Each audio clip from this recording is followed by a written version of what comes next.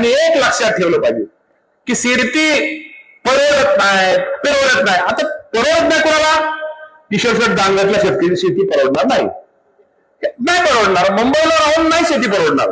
की जे बांधलेल्या शेती जे खरं, आणि ही गोष्ट आहे की कधी कधी अवकाळी पाऊस येतो, आपण त्याच्या शेतीवरती अनेक स्वप्न ठरवतो, तेव्हा अपडाऊन हे होतात.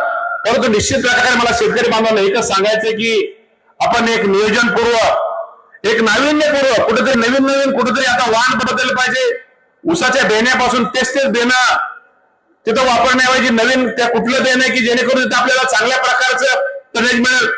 द्राक्षामध्ये कुठली व्हरायटी लावली पाहिजे, डाळिंबामध्ये कुठलं पीक घेतलं पाहिजे, कांद्याच्या बाबतीमध्ये, सोयाबीनच्या बाबतीमध्ये काय केलं पाहिजे, हे आता नवीन मुलांनी. आणि खरं मी तुम्हाला मला एक आनंद आहे की शेतकऱ्यांची आता नवीन मुलं जी BSc ऍग्री, MSc ऍग्री किंवा ऍग्रिकल्चर इतर ठिकाणी ग्रॅज्युएशन मुलं एक शेतामध्ये चांगल्या प्रकारचं